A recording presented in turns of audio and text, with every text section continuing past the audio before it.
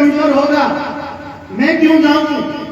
अरे भाई, राघव के दरबार में कभी बुलाने को मत बैठना, यहाँ कोई तुम्हें बुलाने नहीं जाएगा। अगर बुलाने पर बैठे हो तो बैठे रहना, कोई तुम्हें बुलाने नहीं जाएगा। कि निस्वार्थ दरबार है साहब, यहाँ तो धर्म की शिक्षा दी जाती है, सनातन धर्म को मजबूत प्रौढ़ और आगे बढ़ाने का काम किया जा रहा है, ना कि कोई स्वार्थ से आयोजन किया जा रहा है। कोई स्वार्थ नहीं इसके आयोजन। और हम तो फकीर हैं, जीवन दे दिया है, अब चिंता नहीं है, ना तो हान लाभ की चिंता है, ना जीने मरने की चिंता है। हमें पता है मेरे साथ तुम अपराध कर लेना, भगवान जी स्पष्ट कहते हैं कि तुम मुझे मारो, मुझे गालियां दो, मेरी छाती पर लात मारो, हम तुम्हें माफ कर देंगे। लेकिन अगर तुम हमारे भक्त को छेड़ोगे तो तुम्हें कभी नहीं छोड़ेंगे, कभी नहीं छोड़ेंगे, कभी नहीं छोड़ेंगे। इसलिए कभी संतों का उपहास मत करना, और जिन्होंने किया है आप उठा के देख लेना, एक साल वापस नहीं आती है, उसका हर्ष से भोगना पड़ता है, भोगना पड़ता है, बच नहीं सकता। इसलिए कहता हूं कि संत का अपमान कभी मत करना, बन सके उतना सम्मान करना। मैं तो कभी कभी सोचता हूं कि त्रेता ही युग चल रहा है ऐसा है, क्योंकि आजकल लोग ऐसे हो गए, पंडित जी हमें उल्टा चाय पिला रहे, हम पंडित जी को ना पिला रहे। पंडित जी हमारे लिए कुर्सी डाले, संत भगवान हमें कुर्सी देते रहे, हम संत को कुर्सी ना दे। संतों से उल्टा सेवा करवाने वाले हो गए साहब। संतों की सेवा बहुत कम ही लोग करते हैं साहब। लेकिन हम ये भी नहीं कह सकते साहब धरती धरा ये निर्बीज हो जाएगी, भले लोगों से भी भरी पड़ी है। कुछ चंद राक्षस आ गए समाज में तो क्या करोगे साहब, क्या करोगे इससे? ये सब जो बैठे ये कौन है? ये सब संत तो ही है। राम कथा सच किरण समाना, संत चकोर करहि जेहि। ये सब संत बैठे हैं। तो ऐसे लोगों को बताया है, मानहि मात पिता नहीं देवा, साधु सत करवा वही सेवा। जिनके यह आचरण भवानी, ते जानहु निश्चर सम प्राणी। साहब राक्षस कहीं में बाहर थोड़ी ना मिलेंगे। अब याद आई, उरई में भी मिलेंगे, यही मिलेंगे, गली मोहल्ले चौराहे दुकानों पर बैठे मिलेंगे। सब कुछ अच्छे लोग भी यही मिलेंगे, बुरे भी यही मिलेंगे, सबके सब तुम्हें यही मिलेंगे, सबका दर्शन करेंगे। ऐसे लोग बढ़ गए। जब ऐसे लोग बढ़े तो पृथ्वी घबराई, मैं कहां रहूं? गिर सिर सिंधु भार नहीं होई, जस मोहे गरीब एक पल होई। मैं नहीं रह सकती, मैं रसातल को जा रही हूं। आज रावण के भय से जहां देवता सारे छिपे बैठे थे, पृथ्वी गाय का रूप बना के वहां जाती है और देवताओं से कहती है, देवताओं अब हम रसातल को जा रही है, अब हम पर ये भार अधर्मियों का, नानाचारी अत्याचारी पापाचारियों का भार मुझसे सहा नहीं जा रहा, अपने जा रही नहीं। पृथ्वी कहती है क्या कहती है? तो मैं कहां रहूं इस दुनिया में, मैं कहां रहूं इस दुनिया में,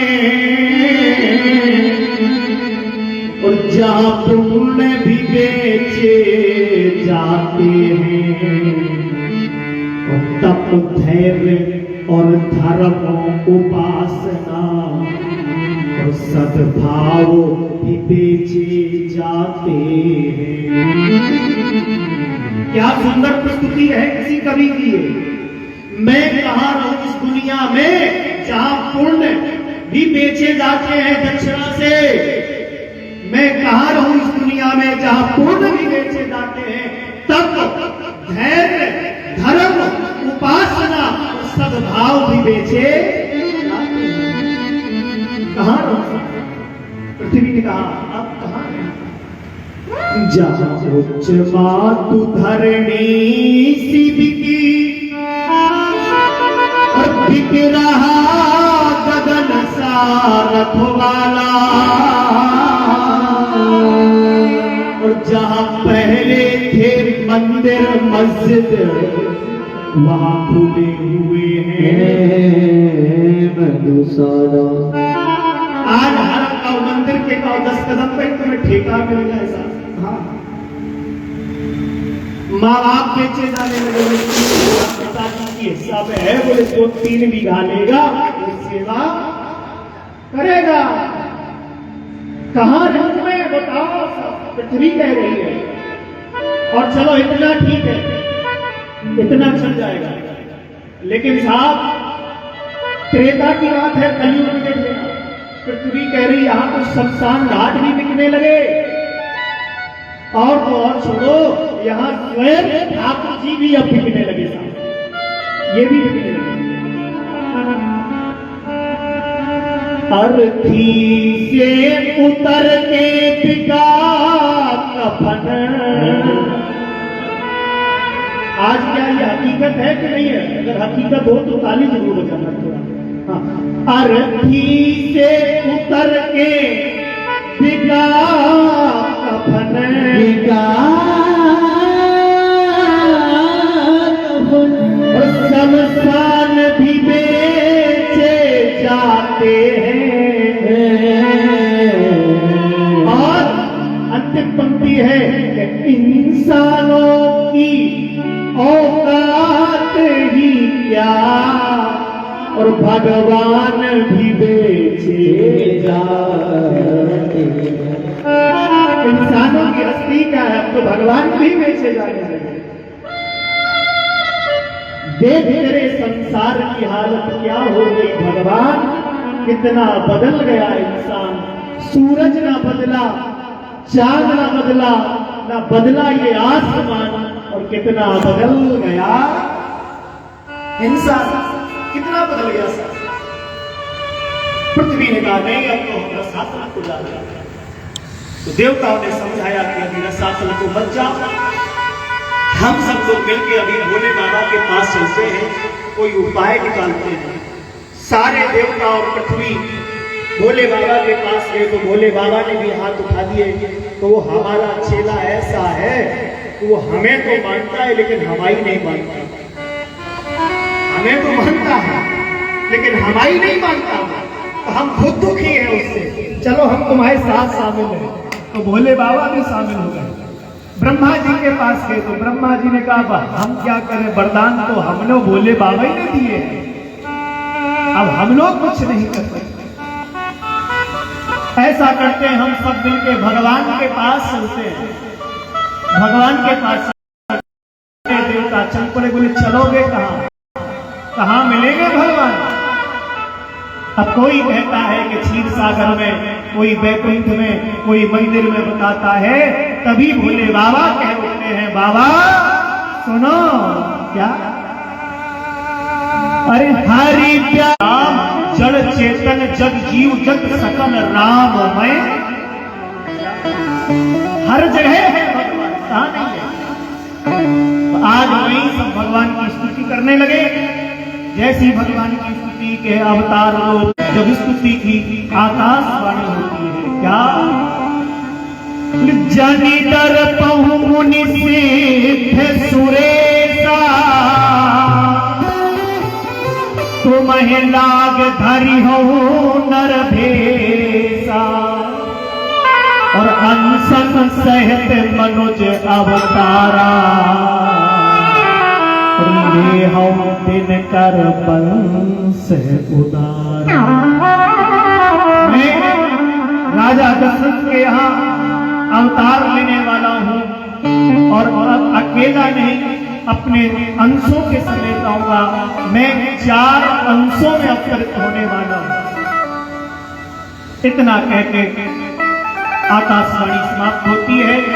ये आकाशवाणी सिर्फ ब्रह्मा जी को सुनाई देती है। किसको? सिर्फ ब्रह्मा जी को। तो ब्रह्मा जी ने सबको बताया, सुनो देवताओं, अभी आकाशवाणी हुई तो भगवान ने कहा है कि हम अवतार लेने वाले हैं, तो जाओ हम तुम्हें सबको आदेश दे रहे हैं। क्या? ब्रह्मा ने कहा बधाई हो, भगवान अवध में आते हैं, और सुर बोले उनकी सेवा में हम बानर बन के जाते हैं। सारे देवताओं ने कहा अगर भगवान आ रहे हैं तो हम सब बानर बन के भगवान की सेवा करने के लिए पृथ्वी पर मृत्यु लोक पे जा रहे हैं।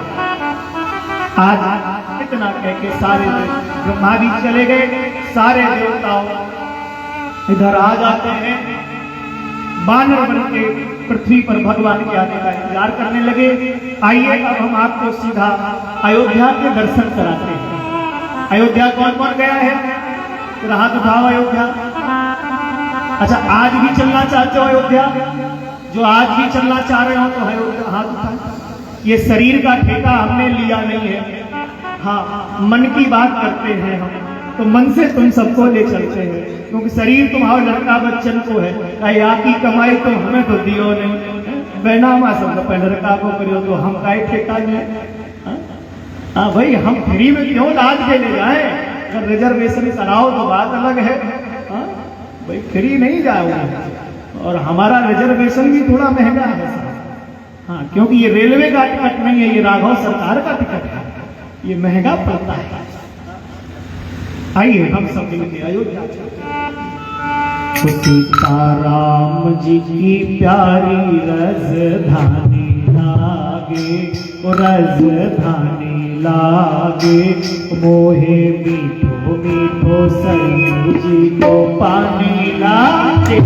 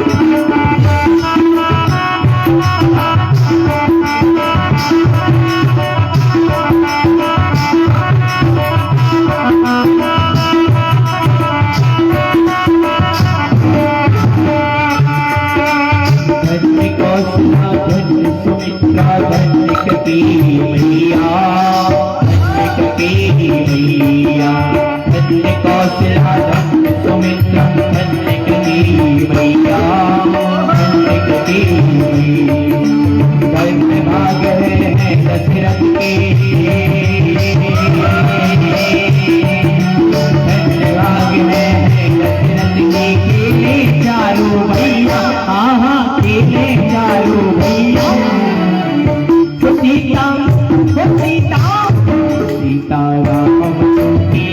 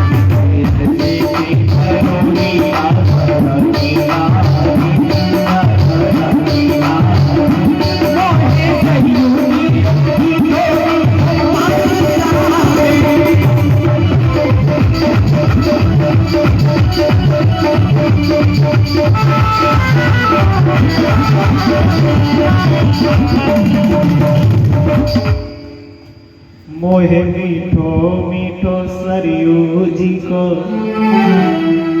अयोध्या गए तो सरयू का पानी पिया है, सबने पिया होगा। मीठा है कि नहीं है? कछु जो कह रहे महाराज मीठा नहीं था, उसमें मिठाई नहीं दी राम जी ने।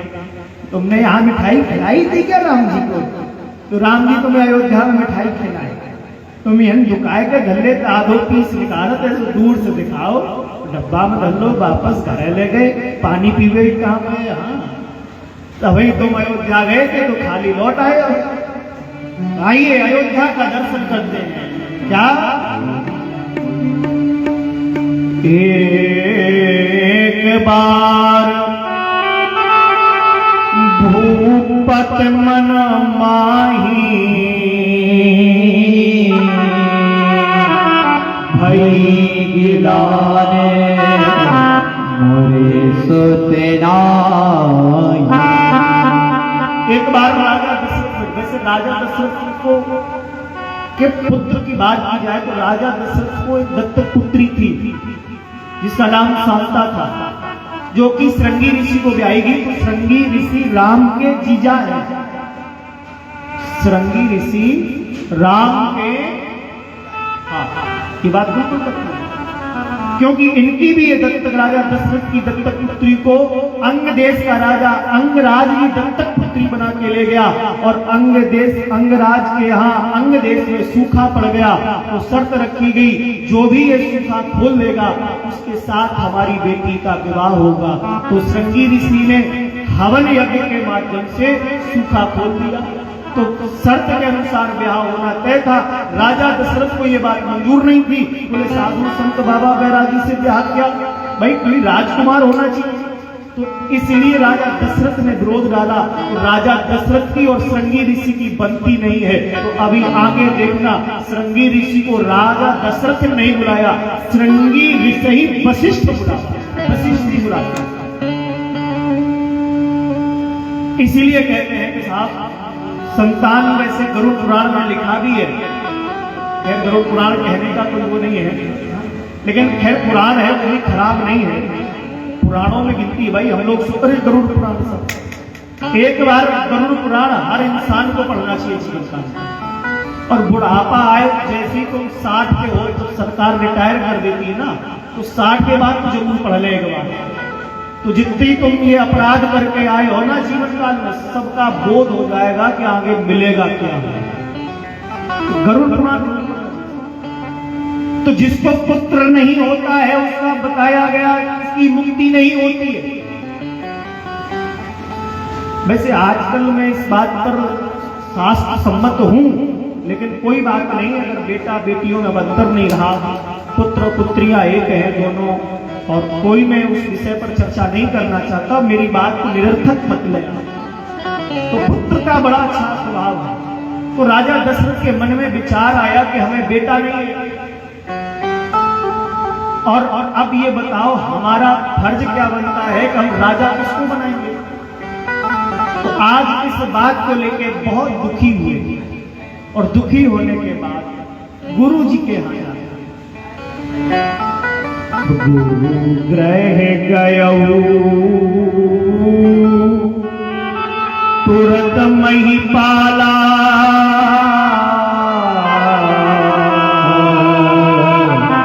चरण लागे करे विनय विशाला। गुरु जी ने पूछा राजा तुम उदास क्यों हो, क्या बात है। तो बताया कि हे धर्मराज अब खोलो केवाड़, दुर्भागी तेरे लगाता है, और जैसा तुमने भेज दिया वैसा ही लौटा आता है। अरे हम अपने बुजुर्गों को क्या सिखाएंगे गुरु जी, कोई उपाय करो, कोई उपाय करो, नहीं तो हम आत्महत्या कर लेंगे। तो गुरु जी ने कहा भाई धैर्य धरो, और गुरु एक ऐसी व्यवस्था है जो अंधकार से प्रकाश में ले जाए। जीवन में जब भी तुम्हारे कोई संकट आए, जब तुम्हें जब हमारा कोई नहीं है, तब आप गुरु की शरण में चले जाना, ये सुनिश्चित है। तो वहां से तुम्हारी झोली खाली नहीं, कोई ना कोई उपाय जरूर मिल जाएगा। जिस जीवन में संघर्ष में जूझ रहे हो उसमें कोई ना कोई उपाय मिलेगा, और तुम उस संघर्ष से बाहर निकल जाओगे। राजा दशरथ ने कहा महाराज हमें एक दिखे नहीं, अब प्रभु कोई उपाय करो। तो गुरु जी ने कहा बैठो राजन, अभी हम कोई उपाय करते हैं। गुरु जी ने श्रृंगी ऋषि को फूल लगाया। श्रृंगी ऋषि और बसी, तो पुत्र काम शुभ यज्ञ कराया गया। जिसको भी बेटा नहीं हो रहा है, संतान प्राप्ति नहीं हो रही, बहुत समय बीत गया, इस यज्ञ हवन को कराया। तो अच्छे आचार से अगर ये हवन हो जाए तो सुनिश्चित है 1 वर्ष के अंदर अंदर तुम्हारी गोद भर जाएगी, बिल्कुल पक्की बात। आज भी गोपाल सहस्त्र नाम के पाठ कराएं, और पुत्रेष्टिक हवन आप अपने घर में कराएं, और उसका जो प्रसाद है वो आप खाएं, तो आपके घर में सुनिश्चित है 1 वर्ष के अंदर अंदर किलकारियां भूल जाएंगी। तो भगत की सहित मुने आहुति दीने, और प्रगटे अग्नि चारु कर। अच्छा आहुति कैसे दी जाती है मालूम है आपको? भगत की सहित मुनि आहुति दी। आहुति का मतलब होता है आप लोग दान करते हो ना, तो दान में बड़ा अपना नाम देखते हो, फलाने ने अगर 11,000 दिए हैं, बोले ऐसा करो हमारी कैस करो, कहा इनसे कम है। अगर फलाने ने 11 किलो केला प्रसाद में दे है ना, बोले तो ऐसा करो हमारे 51 करो कि हम कम हैं इनसे। बोले गांव में भंडारा, आजकल इतनी भागवतें हो रही हैं, बड़ी गंभीर बात है। इतने वैसे कहा गया है कि भागवत कथा मुक्तिदायिनी है, लेकिन आज जाने कितनी आदमी भागवतें सुन रहा, राम कथा सुन रहा है, फिर भी मुक्ति नहीं है। कारण यही है कि हम सुन तो रहे हैं, समय रूपी आहुति तो डाल रहे हैं, लेकिन भक्ति सहित नहीं, अहंकार के समेत डाल रहे हैं। हाँ बोले महाराज हमने भंडारा गांव में कराया, बोले महाराज 21 मन का था, शुद्ध देसी घी का, सब खत्म। बोले महाराज हमारे पंडित जी बहुत विद्वान है, बहुत अच्छे लाए, देखिए 1.5 लाख रुपया लिया था, सब खत्म। कभी भी दान में नेम नहीं होना चाहिए। भक्ति की आहुति हमेशा ज्ञान की भरी हुई आहुति नहीं होनी चाहिए। भगत की आहुति भक्ति से ही भरपूर हो तब वो आहुति लगती है। अगर ऐसा करें, आज से ही आप गांठ बांध लें तो आपकी भागवत और राम कथा स्वार्थ है, और चाहे जिंदगी भर कथाएं सुन सुन के मर जाना, उद्धार होने वाला नहीं चाहिए। बताओ, हम जैसे पंडित सब मुक्ति हो पाए? अच्छा, ये बजान वाले लोग हैं कि जिंदगी भर इनको पैसा है, ये बजे हैं कथाएं भागवत, तो मरने के बाद सुनिश्चित है कि मुक्ति मिले है या हमें मिले है? कोई भरोसा नहीं है साहब, क्योंकि हम लोगों की आहुतियां कैसी पड़ी है। समय तो दे रहे हैं, लेकिन आहुति किस रूप में दे रहे हैं? तो अगर आपको फल चाहिए धर्म का, कथा का, तो भक्ति के सहित आहुति डालिए। चाहे राम कथा में दान दो, चाहे भागवत में दान दो, भक्ति के सहित दो। तो भक्ति सहित मुनि आहुति अगन चारु कर दीने। आज प्रसाद लेके प्रकट होते हैं अग्नि भगवान। श्रृंगी ऋषि उठा के वशिष्ठ जी के हाथ में रखते हैं, आप राजा दशरथ को प्रसाद दे दो। और इनके घर में कुछ ही समय बाद पुत्रों की किलकारियां गूंजेंगी। राजा दशरथ को प्रसाद लेके दौड़ के आए, आवाज लगाई आंगन में खड़े होके, देवियों तब ही लाया प्रिय और तब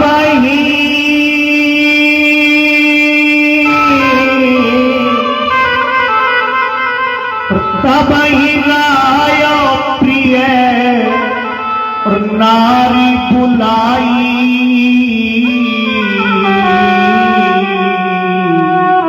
और कौशल्या तहा चल आई। आज तीनों माताएं आ जाती हैं। उस प्रसाद का आधा भाग कौशल्या के हाथ में रख दिया, आधा भाग बचा कैकेयी के हाथ में रख दिया, फिर आधा बचा उसके दो भाग करके कैकेयी और कौशल्या के हाथ में रख के राजा दशरथ ने अपना हाथ स्पर्श करा के सुमित्रा के हाथ में रखा। तीनों माताओं ने प्रसाद को ग्रहण किया। जैसे प्रसाद का ग्रहण किया, भगवान प्रभु की कृपा बरस गई। तीनों माताएं गर्भवती हो गई। एही विधि कर सहित सब नारी और भई हृदय हर्षित सुख भारी। तीनों माताएं गर्भवती हो गई, आनंद हो गया, बड़ा आनंद है साहब। राजा दशरथ बड़े खुश हैं, देवता सब इंतजार कर रहे हैं कि भगवान जी आने वाले हैं, भगवान आने वाले हैं। आज सुंदर सुंदर हवा चल रही है, सुगंधित बयार बह रही थी, चारों तरफ आनंद था। देवता आसमान में पुष्प लिए खड़े थे, पुष्प वर्षा करने के लिए। आहा, धीरे धीरे मध्य का समय आ रहा था। मैया कौशल्या अपने कक्ष में भगवान का ध्यान कर रही थी। क्या कर रही थी? भगवान का ध्यान कर रही थी। तिथि और महीना नक्षत्र आदि योग के बराबर आने लगा। कौन सी तिथि आई? बाबा गोस्वामी जी लिखते हैं, क्या तिथि मधु मास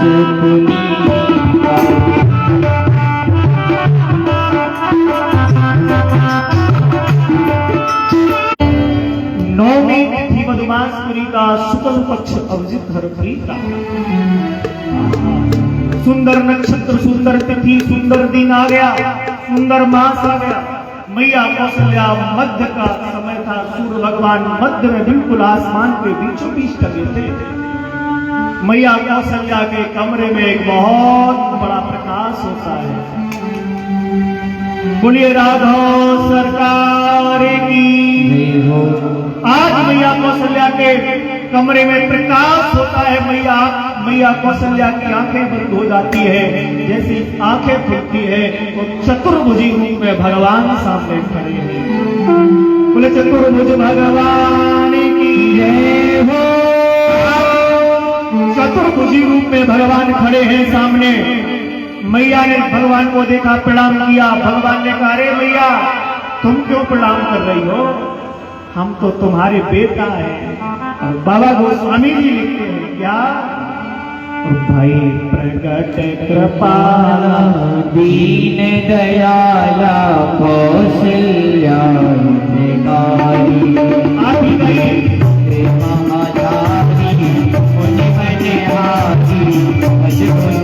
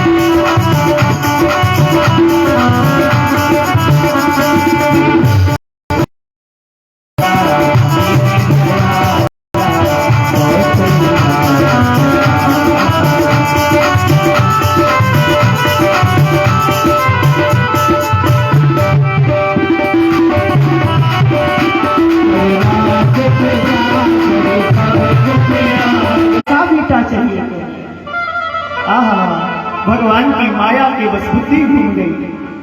माता पुनि बोली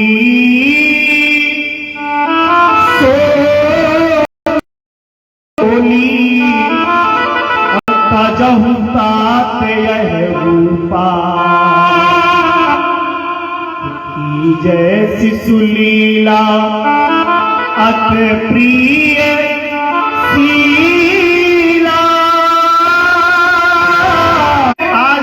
दासियों को पता चला मैया कौशल्या के कक्ष से बच्चे की रोने की आवाज आ रही है।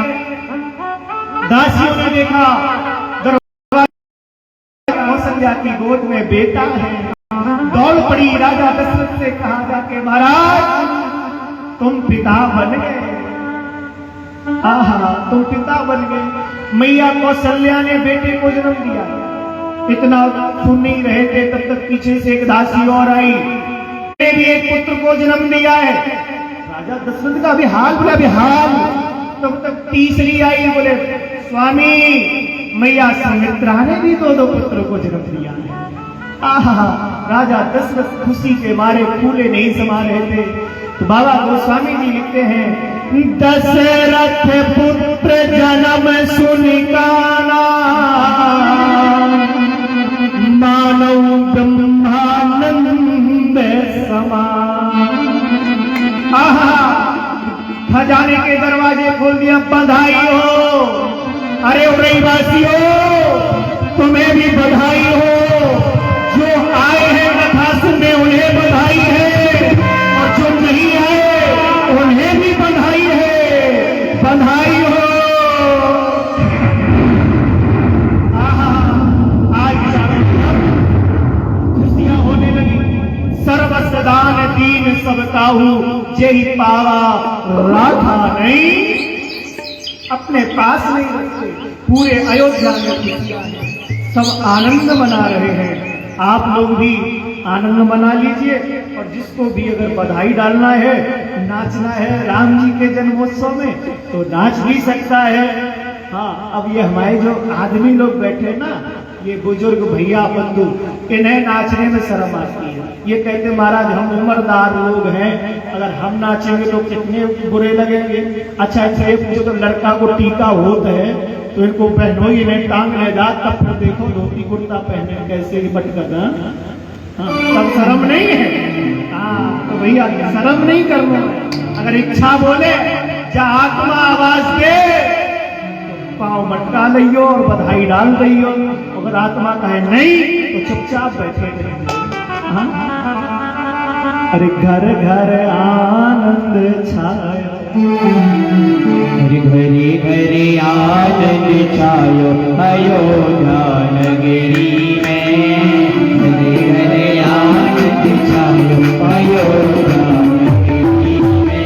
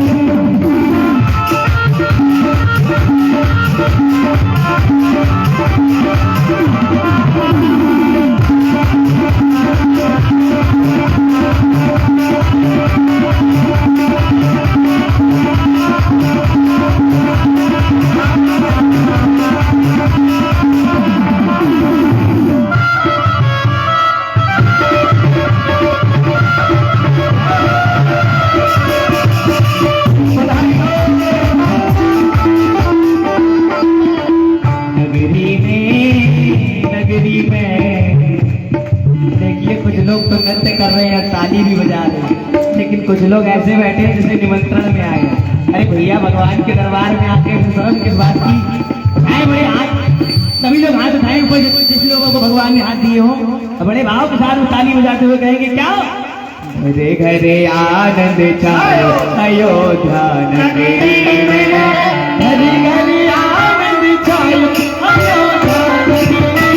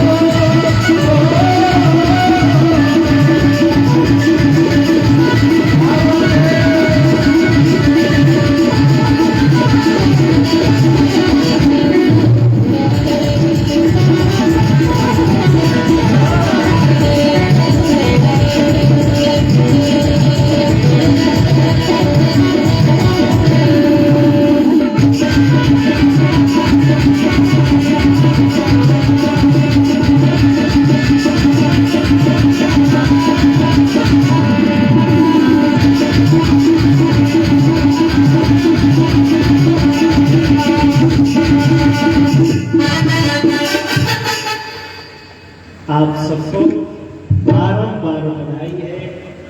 और समय आप कहोगे कि हमें पंडित की रोटी पानी भी करना है और आप बड़ी देर कर रहे हो, कोई बात नहीं है। तो कोरई वासियों को, कोरई के वासियों को आचार्य विकास कृष्ण द्विवेदी की तरफ से बधाई हो। बंद कर दो भैया। कल भगवान की बाल लीलाओं का अवलोकन करेंगे हम लोग। राम जी ने कितने मर्यादा में रह के बाल लीलाएं की हैं। और कल भगवान गुरु जी के यहाँ पढ़ने भी जाएंगे। इसके बाद गुरु जी विश्वामित्र आएंगे तो लेके जाएंगे। धनुष यज्ञ संपूर्ण होगा, तारका का भी वध होगा कल नहीं। और कल मिथिला भी पहुंचेंगे, कल मिथिला भी पहुंचेंगे। तो आप सबसे आज हम झूठ क्यों कहें, व्यासपीठ पर बैठ के मैं झूठ नहीं बोलता। मुझे बड़ी खुशी है आज के मैंने पुरुषों की संख्या को देखा, बड़ी खुशी हुई। माताओं की जरूर संख्या थोड़ी वैसी लग रही है, तो हमें समझ लिया कि माताएं शायद यहाँ की कम श्रद्धा वाली हो। हाँ, तो अपनी रोटी पानी बनाती रहती आसपास सबको जाए कथा बताना। खैर कोई बात नहीं है, मुझे बड़ी खुशी है आज की संख्या को देखकर, मुझे बड़ा महसूस हुआ। आज धीरे धीरे कथा के 4 दिन बीत गए और 5 दिन का मेला हमारा तुम्हारा बचा हुआ है। अब ये कथा में जो हमारे हनुमान जी की भूमिका में हम और सबको तो नहीं जानते, बेचारे